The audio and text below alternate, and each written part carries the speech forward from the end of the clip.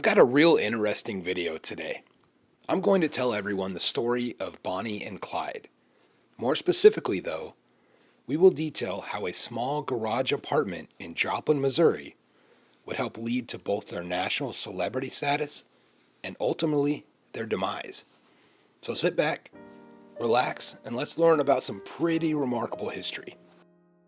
Their story takes place in the early 1930s during the Great Depression.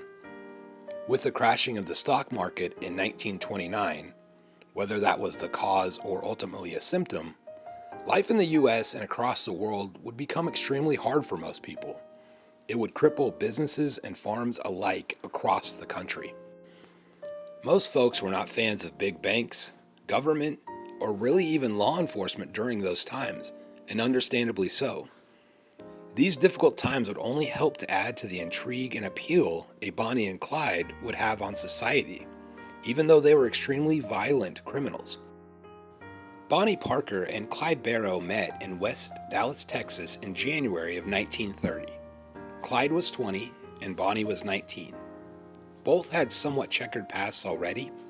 Clyde had been in trouble with the law, and Bonnie had already had a failed abusive marriage to Roy Thornton. Following their first meeting, they would be infatuated with each other and spend several weeks together. However, their romance would be interrupted when Barrow was arrested and convicted of auto theft. Clyde would be sent to Eastham Prison Farm in April 1930 at the age of 21. He escaped from the prison farm shortly after his incarceration, using a weapon Bonnie had smuggled to him. He was recaptured shortly after and sent back to prison. This is where Clyde would change, and his drive for violence and vengeance would ultimately begin. During his time in prison, Clyde was repeatedly beaten and sexually assaulted. He would finally retaliate and kill his tormentor with a pipe, crushing his skull. This would also be his first killing. Another inmate who was already serving a life sentence would ultimately claim and take responsibility for that act. Prison life was brutal for Clyde. He even purposely had 2 of his toes chopped off in late January of 32 in order to avoid further hard labor in the fields. Because of this, he would walk with a limp for the rest of his life. However, he was also set free 6 days after this intentional injury.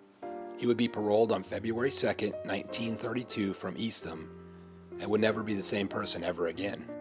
In February of 1932, the rampage of Bonnie and Clyde, who would later be referred to as the Barrow Gang, would begin. It started with a series of robberies, mainly targeting stores and gas stations. Clyde's main goal was to collect enough money and firepower to launch a raid against Eastham Prison for how he was treated during his time there. Bonnie would be captured in a failed hardware store robbery in Kaufman, Texas, in which they had intended to steal firearms. During this time frame, Clyde was involved in the murder of a shop owner, J.N. Butcher, in Hillsborough. Bonnie would be released from jail within a few months after a grand jury failed to indict her, and she would ultimately rejoin Clyde. In August of that year, Clyde, along with his acquaintances Raymond Hamilton and Ross Dyer, were drinking moonshine at a country dance in Stringtown, Oklahoma. Sheriff C.J. Maxwell and his deputy, Eugene C. Moore, approached them in the parking lot. They immediately opened fire on them, killing Moore and gravely wounding Maxwell. Then on Christmas Eve of 1932, a 16-year-old W.D. Jones, who was a childhood friend of Clyde's, would join the duo. The very next day they murdered Doyle Johnson while stealing his car in Temple. Then Clyde would kill Tarrant County Deputy Malcolm Davis in January of 1933, when they had accidentally wandered into a police trap that was actually set for another criminal. The gang had already murdered 5 people since April of 1932.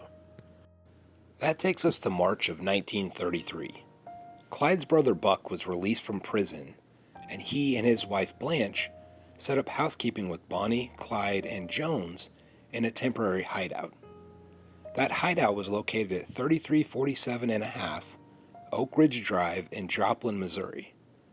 The group were loud and would play alcohol-fueled card games late into the night, in what was a rather quiet neighborhood. No neighbors went to the house, but one would report their suspicions to the Joplin Police Department.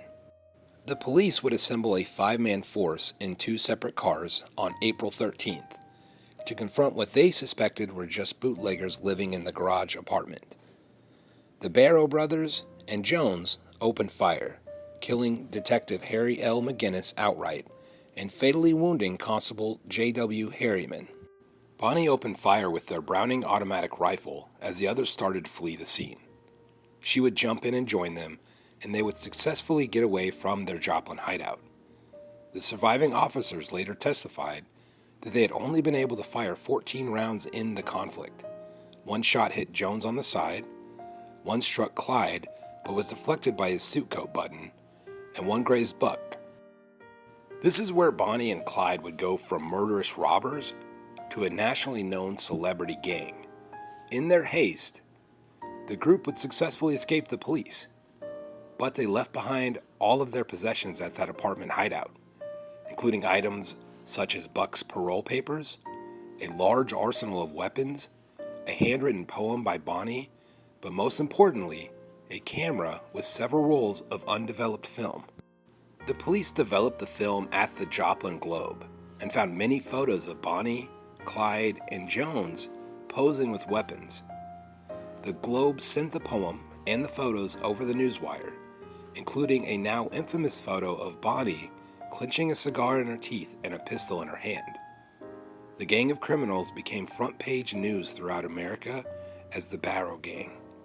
From that point on, it would become increasingly harder for them to stay hidden as their legend grew, their criminal rampage continued, and law enforcement closed in.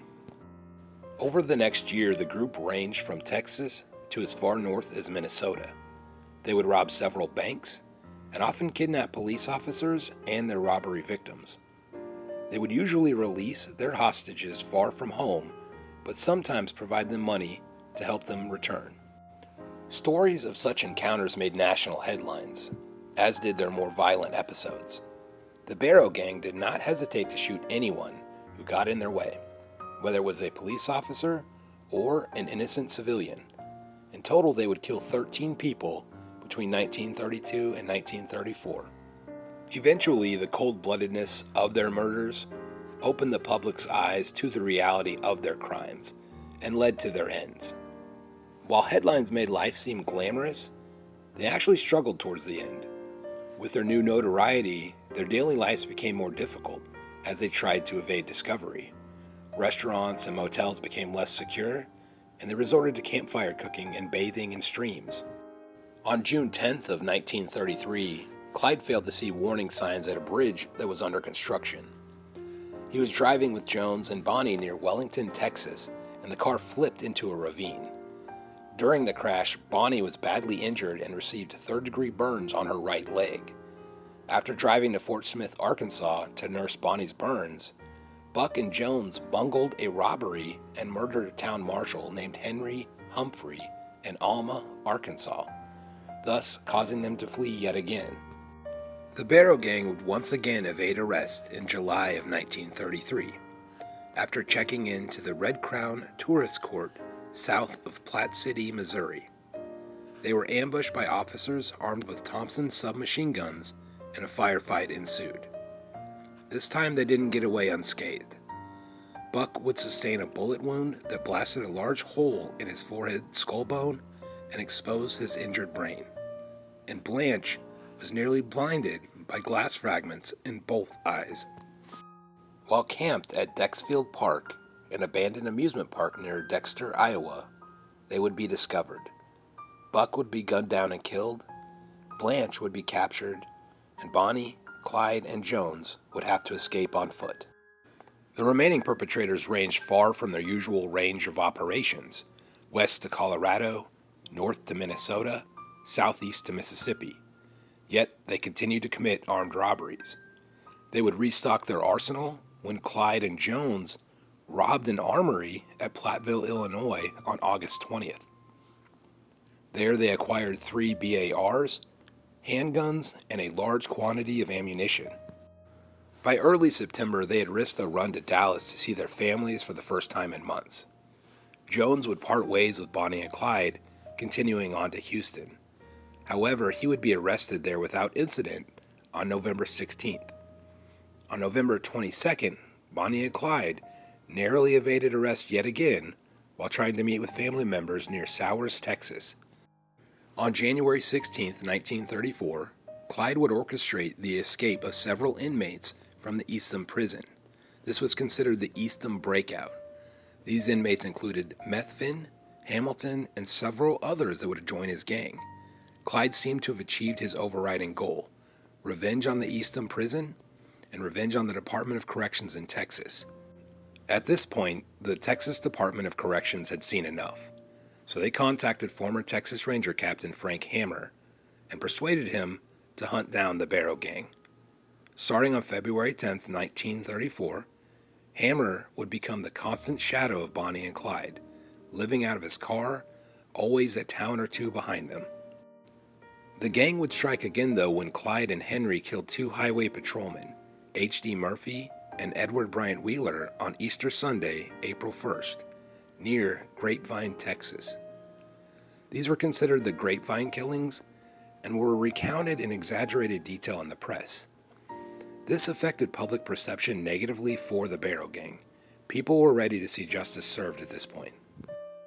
Public hostility only increased 5 days later when Clyde and Henry murdered 60-year-old Constable William Campbell near Commerce, Oklahoma.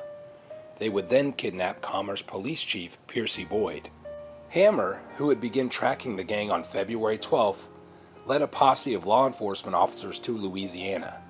He had been studying the gang's movements and found that they swung in a circle skirting the edges of 5 Midwestern states, exploiting the state line rule, which prevented officers from pursuing a fugitive into another jurisdiction.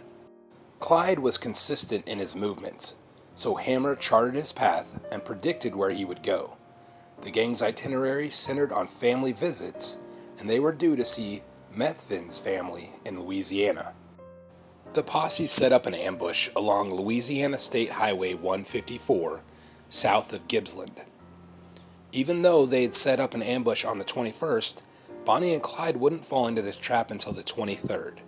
At approximately 9:15 a.m., the posse was still concealed in the bushes and almost ready to give up when they heard the Ford V8 Clyde was driving approaching at a high rate of speed. In their official report, they stated they had persuaded Ivy Methvin, Henry Methvin's father, to position his truck along the shoulder of the road that morning. They had hoped Clyde would stop to speak with him, putting his vehicle close to the posse's position in the bushes. When Clyde fell into this trap, the lawman opened fire while the vehicle was still moving. Clyde was killed instantly by a headshot, and it was reported that they could hear Bonnie scream. The officers fired about 130 rounds, emptying their weapons into the car. Bonnie and Clyde were both hit dozens of times and were dead within seconds. Bonnie and Clyde, their Barrow Gang, and their reign of terror had come to an end. While they are well-known outlaws and often glorified, we can't forget that these were very bad people, responsible for countless robberies, kidnappings, and the murders of many innocent people. Their story, as violent as it is a part of our country's history, and even more so in the 4 states area. Sorry for the longer video today, guys, but I felt it was justified in order to tell the story correctly. I hope you all enjoyed learning a little bit about the history of Bonnie and Clyde. Thank you for watching, and until next time.